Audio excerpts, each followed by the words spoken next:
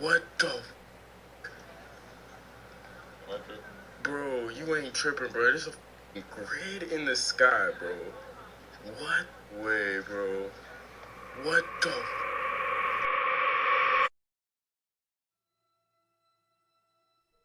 People are seeing these strange grid lines in the sky.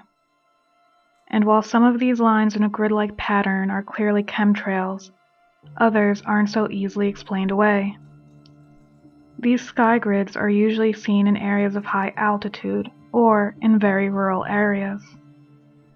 However, they've also appeared in populated areas as well. As it so often goes with inexplicable phenomena, it has been completely ignored by the mainstream media and government. This grid pattern is sometimes seen by those under the influence of psychoactive substances, particularly magic mushrooms, LSD, DMT, and ayahuasca. I don't dismiss these accounts because these substances are able to take people into states of consciousness beyond the typical five-sense level of reality, which is why occultists and shamans use certain plant medicines and potions to experience unseen realms and to gain insight and knowledge. Please note this video is not advocating drug use. There are some drugs in which there is absolutely no insight or knowledge to be gained. These drugs do nothing but open you up to malevolent entities and oftentimes leave your life completely in ruins.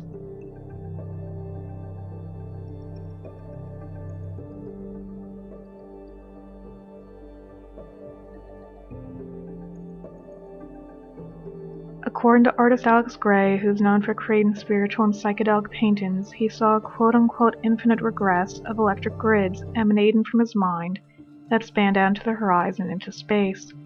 He saw this grid after taking LSD.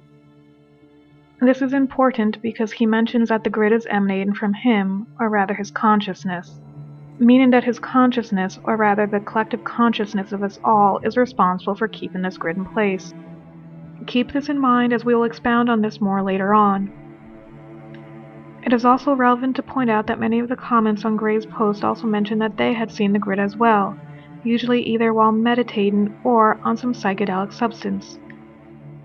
In fact, seeing the sky grid while on psychedelic drugs is an extremely common occurrence, and you won't have to look hard to find these accounts. Nevertheless, most people write these experiences off as nothing more than drug-induced hallucinations, which is understandable since most people don't understand how these substances can allow you to access unseen realms, which are always there, but we usually aren't able to see. But here's the thing. This strange grid in the sky has been seen by people who are completely sober as well, and not under the influence of anything. In fact, on Reddit alone, there are many accounts of people all over the world seeing this grid, most of whom are completely confused as to what they are seeing.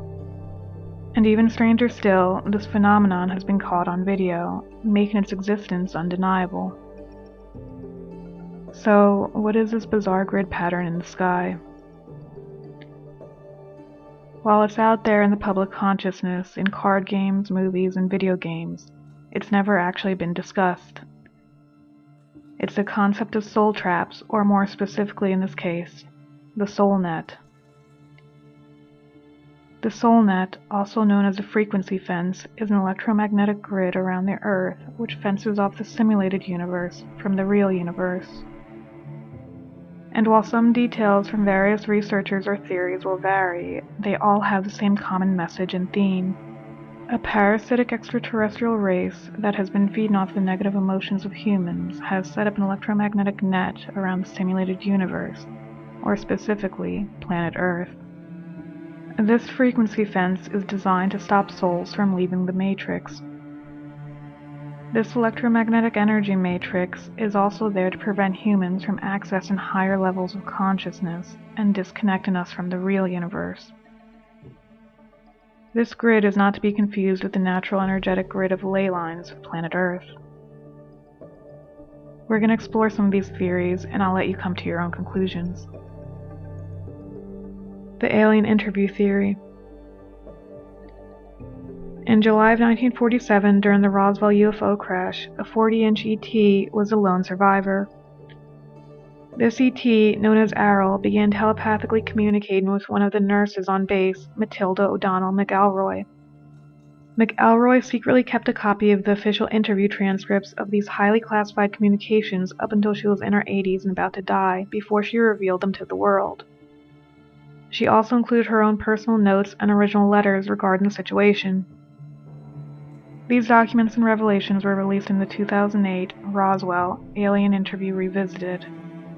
In these transcripts, Errol telepathically explained that humans have had our memories wiped and have forgotten what we really are, which she describes as ISBs. Errol communicated the following: "Personally, it is my conviction that all sentient beings are immortal spiritual beings. This includes human beings. For the sake of accuracy and simplicity, I will use a made-up word, ISB. Because the primary nature of an immortal spiritual being is that they live in a timeless state of is, and the only reason for their existence is that they decide to be. No matter how lowly their station in society, every ISB deserves the same respect and treatment that I myself would like to receive from others. Each person on Earth continues to be an ISB whether they are aware of that fact or not." According to Errol, Earth has been used as a prison planet for a long time, and ISBs are brainwashed to use an extreme electronic force in order to maintain Earth's population in a state of perpetual amnesia. When the body dies, the ISB departs from the body. The ISB is then detected by the force screen and captured and ordered by hypnotic command to return to the light, aka the tunnel of light. Errol describes this force screen, or frequency fence, in the following quote: "A wide area of space is monitored by an electronic force field which controls all of the ISBs in this end of the galaxy, including Earth. The electronic force screen is designed to detect ISBs and prevent them from leaving the area. If any ISB attempts to penetrate the force screen, it captures them in a kind of electronic net. The result is that the captured ISB is subjected to a very severe brainwashing treatment, which erases the memory of the ISB. This process uses a tremendous electrical shock, just like Earth psychiatrists use electric shock therapy to erase the memory and personality of a patient and to make them more cooperative. On Earth, this therapy only uses a few hundred volts of electricity. However, the electrical voltage used against ISBs is on the order of the magnitude of billions of volts. This tremendous shock completely wipes out all of the memory of the ISB. The memory erasure is not just for one life or one body. It wipes out all the accumulated experiences of a nearly infinite past, as well as the identity of the ISB. The shock is intended to make it impossible for the ISB to remember who they are, where they came from, their knowledge or skills, their memory of the past, and the ability to function as a spiritual entity. They are overwhelmed into becoming a mindless robotic non-entity." In 2014, MIT scientists discovered the existence of this force screen, which they referred to as a Star Trek-like force field that surrounds the Earth. They describe this barrier as protecting astronauts and satellites from, quote, "dangerous ultra-relativistic electrons." In physics, a particle is called ultra-relativistic when its speed is very close to the speed of light. This is important because the speed of light are the walls to the simulation. The speed of light is not the fastest speed. It is the fastest speed that matter can travel before leaving this frequency range, or rather frequency prison.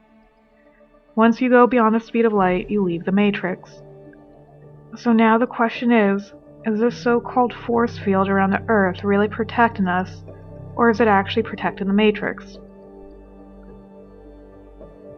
The research of Peggy Kane. Peggy Kane was a host on public access TV in the 90s. She's also a UFO researcher and former New Ager. She describes this grid as a frequency net around the planet that holds us in. So, when you talk about spirit people leaving their bodies, being propelled and dumped on their way out, you said they've bumped their heads on the net. Mm-hmm. What do you mean by that? Well, when they try to get out of your body, it's like a Faraday cage. And when Robert Monroe was put into a Faraday cage, he could astral travel. But in the Faraday cage, when he got out of his body, he would hit that, and his astral body could not go through the Faraday cage, which was electrified. And this is what's happened. And what happens is they may project out to a certain point if they're pretty aware, and then they'll hit the barrier.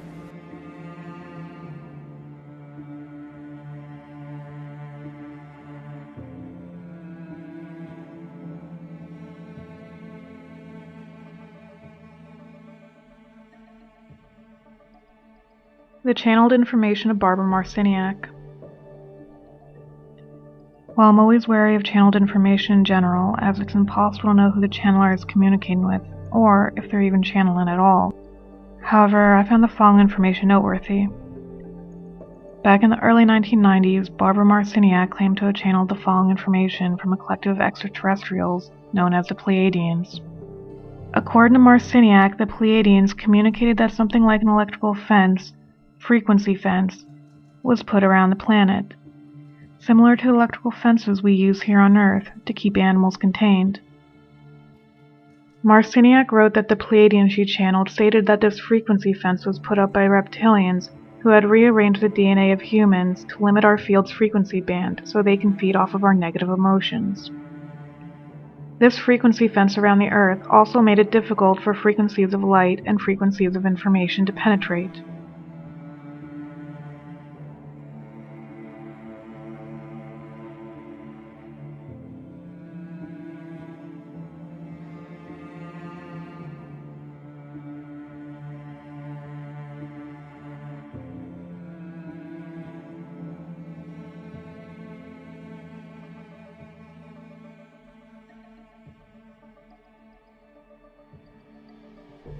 The research of Wes Penre.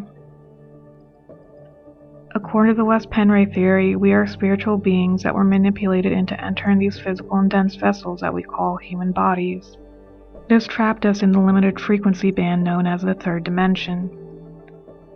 Once we were locked into this frequency, we got trapped in a hologram created by an extraterrestrial group, most commonly known as the Anunnaki, but which he refers to as the Alien Invader Force, or AIF for short. This hologram consists of everything we can perceive with our five senses and is a low-resolution copy of the spiritual universe, aka the real universe. This holographic copy of the real universe is what we perceive as physical, but is actually the simulated universe or matrix system. And while the simulated universe is extremely convincing to us since we are trapped in a limited frequency band, all it is a virtual reality, or a software program. The real universe is a universe that we cannot experience while living in this holographic copy. Penre states that the only hint of the real universe's existence is what we call dark energy and dark matter, which together consist of about 96% of the universe. The other 4% is a hologram in which we are currently trapped in. The purpose of this simulated universe/hologram is to keep us enslaved and feed in the AIF. Saturn, and in my opinion the Moon as well, is a key to keeping the hologram in place. Saturn transmits distorted sound frequencies, which through advanced technology is how the frequency prison and grid around the planet has been able to exist. These frequencies can be heard on NASA videos.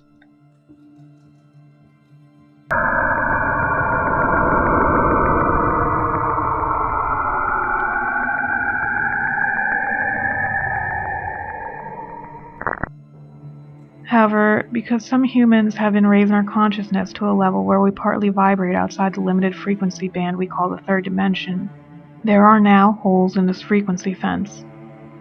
Penre states that the grid is no longer a fully intact electromagnetic field because of this, but rather resembles Swiss cheese. These holes in the grid act like portals which take us directly out of the Matrix and into the real universe, escaping through the holes in the net. In order to escape through these holes in the grid, we need to first ignore any spirit guides or entities that approach us upon bodily death. Instead, we need to realize that we now have 360-degree vision and look directly upwards where we will see the grid. The grid may look solid or fuzzy depending on our level of clarity outside the body. However, this is not important. While looking up at the grid, look for any holes in it, which Penre says should be apparent almost instantly. Pick one of these holes and concentrate fully on it. Fully concentrate while having the intention of going through it and out into the real universe.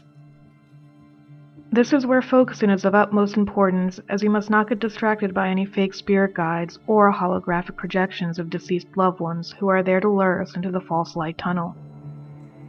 They will try to distract you, which is why daily meditation and looking inward is important.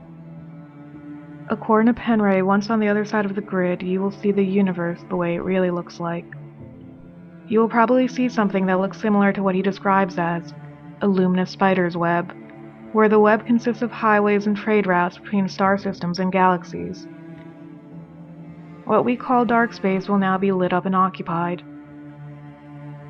Once in the real universe, you can go wherever you choose, and you can call upon your human soul group, which Penre states is located in Orion.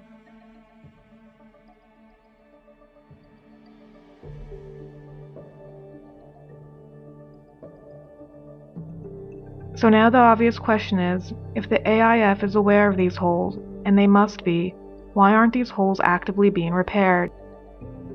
Penre answers this by saying that the AIF didn't anticipate humans discovering what these holes in the grid actually were, and where they lead to. And even if they are repairing the holes in the grid, as more humans are waking up and the level of our collective consciousness rises, these holes will remain intact, or new holes will form. In addition, they know that people are going to do what's most familiar to them, and that is following a fake spirit guide or deceased loved one into the tunnel of light and getting recycled again.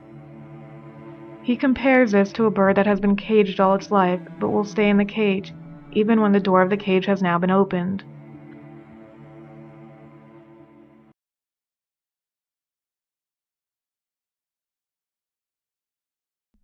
At this point, the evidence of the frequency fence is undeniable.